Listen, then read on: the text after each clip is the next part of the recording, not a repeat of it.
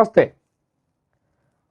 ఆంధ్రప్రదేశ్ రాష్ట్రంలో రాబోయే కాలంలో సర్పంచ్ ఎలక్షన్లు వస్తున్నాయి.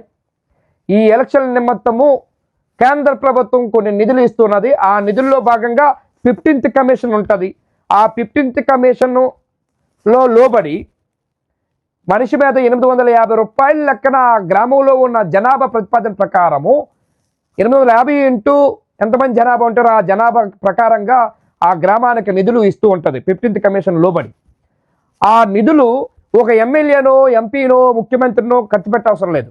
ఖర్చు పెట్టవలసింది పూర్తిగా చెక్ పవర్ ఉండేది ఆ గ్రామ సర్పంచ్కి. ఎవరైతే రేపు జరగబోయే ఎలక్షన్లో సర్పంచ్లు ఎవరైతే అవుతారో వాళ్ళకే అధికారాలు ఉంటాయి.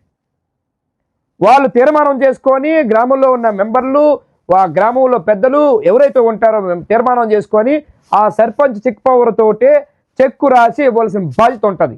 ఈ 15th కమిషన్ అనేది పూర్తిగా అధికారము గ్రామ సర్పంచ్కి ఉంటుంది. కాబట్టి తస్మత్ జాగ్రత్తగా రేపు జరగబోయే పంచాయతీ ఎలక్షన్లో ఆంధ్రప్రదేశ్లో ఆ 15th కమిషన్లో వచ్చినటువంటి నిధులన్నీ కూడా ఆ గ్రామ సర్పంచే పూర్తిగా అధికారంతో ఖర్చు పెట్టాలి.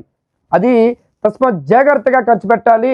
ఏమాత్రం తప్పులు జరిగినా ఏమాత్రం అక్కడ నిధుల్ని దుర్వినియోగం చేసినా ఆ చెక్ పవర్ని తీసే హక్కు జిల్లా కలెక్టర్కి ఉంటుంది.